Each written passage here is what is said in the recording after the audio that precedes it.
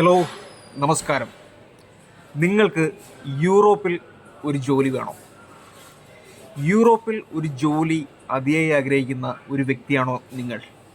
എങ്കിൽ നിങ്ങൾക്ക് വേണ്ടി മാത്രമുള്ളതാണ് ഈ വീഡിയോ.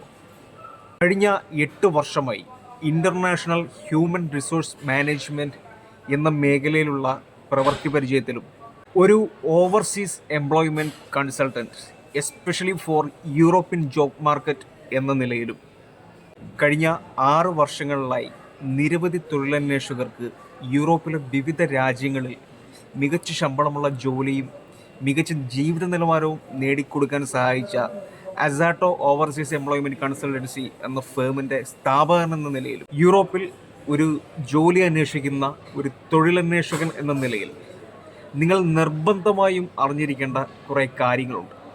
പ്രധാനമായും കഴിഞ്ഞ 8 വർഷങ്ങളിലായി യൂറോപ്പിൽ ഒരു ജോലിയുടെ ആവശ്യത്തിനായി ഞങ്ങളെ ബന്ധപ്പെട്ടിട്ടുള്ള തൊഴിലന്വേഷകർ ഞങ്ങളോട് ചോദിച്ചിട്ടുള്ള ചോദ്യങ്ങളും അവയ്ക്കുള്ള ഉത്തരങ്ങളും യൂറോപ്യൻ ജോബ് വിസ പ്രോസസ്സിൽ അവർ നേരിട്ട പ്രതിസന്ധികളും അതിനുള്ള പരിഹാരങ്ങളുമാണ്.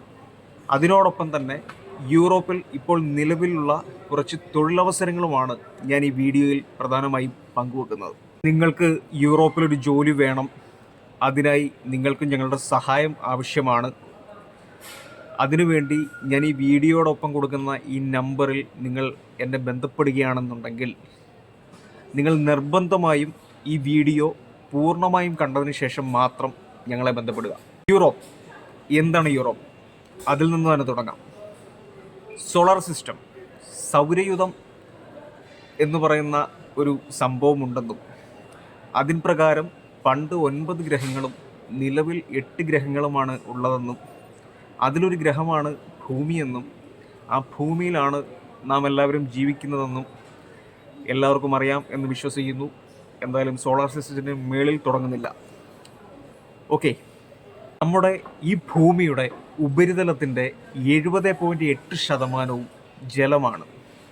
ബാക്കി 29.8% മാത്രമാണ് ലാൻഡ് ഏരിയ എന്ന് പറയുന്നത്.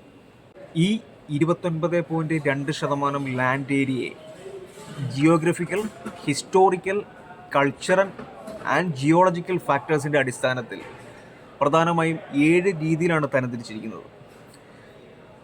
ഈ 7 തരംതിരിച്ചിരിക്കുന്നതിൽ ഓരോന്നിനെയും പറയുന്നത് ഒരു ഭൂഖണ്ഡം അല്ലെങ്കിൽ ഒരു കോണ്ടിനെൻറ്റ് എന്നാണ്. North America, south America, Antarctica, Australia, Asia, Europe, Africa എന്നിവയാണ് 7 കോണ്ടിനെൻറ്റ്സ്. ഇതിൽ ഓസ്ട്രേലിയ, അന്റാർട്ടിക്ക ഈ 2 കോണ്ടിനെൻറ്റ് ഒഴികെ ബാക്കി എല്ലാ കോണ്ടിനെൻറ്റുകളിലും ഒരുപാട് രാജ്യങ്ങളുണ്ട്. നോർത്ത് അമേരിക്കയിൽ 23, സൗത്ത് അമേരിക്കയിൽ 12, ആഫ്രിക്കയിൽ 54, ഏഷ്യയിൽ 49, യൂറോപ്പിൽ 44. ഇത്രയും രാജ്യങ്ങളാണ് ഈ 5 കോണ്ടിനെൻറ്റുകൾ ആയിട്ട് ഉള്ളത്. ഇതിൽ നമ്മുടെ ഇന്ത്യ മഹാരാജ്യം ഏഷ്യ എന്ന കോണ്ടിനെൻറ്റിലാണ് ഉൾപ്പെടുന്നത്. അപ്പം again come to the point. യൂറോപ്പിൽ മൊത്തത്തിൽ 44 രാജ്യങ്ങളാണുള്ളത്. ഈ 44 രാജ്യങ്ങളെ 2ആയിട്ടാണ് തരംതിരിച്ചിരിക്കുന്നത്.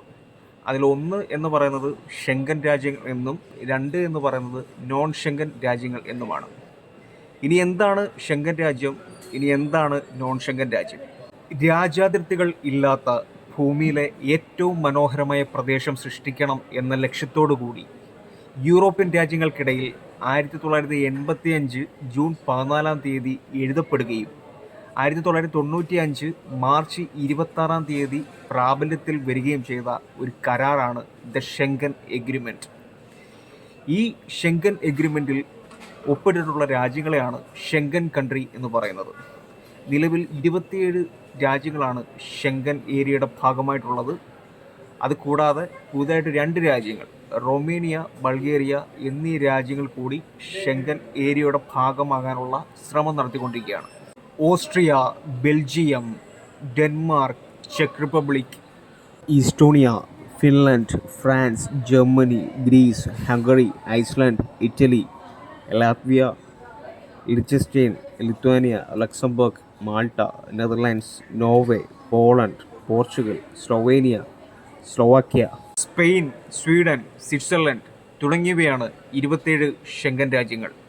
Cyprus, Ireland, Albania, Armenia, Azerbaijan, Belarus, Bosnia and Herzegovina, Macedonia, Moldova, Montenegro, Serbia, Ukraine, United Kingdom തുടങ്ങിയവയാണ് ഷെങ്കൻ്റെ ഭാഗമല്ലാത്ത യൂറോപ്യൻ കൺട്രീസ്.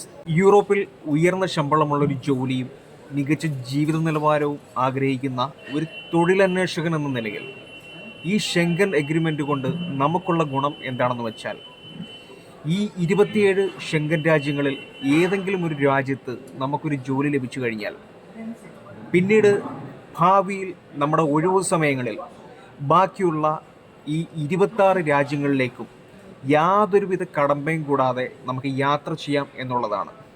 അതോടൊപ്പം തന്നെ ബാക്കി ഈ 26 രാജ്യങ്ങളിലും നമ്മുടെ യോഗ്യതയ്ക്കനുസരിച്ചിട്ടുള്ള ഒരു തൊഴിലവസരം വന്നു കഴിഞ്ഞാൽ നമുക്കും അതിനുവേണ്ടി ശ്രമിക്കാവുന്നതുമാണ്. ഇനി നമുക്ക് നമ്മുടെ വിഷയങ്ങളിലേക്ക് കടക്കാം.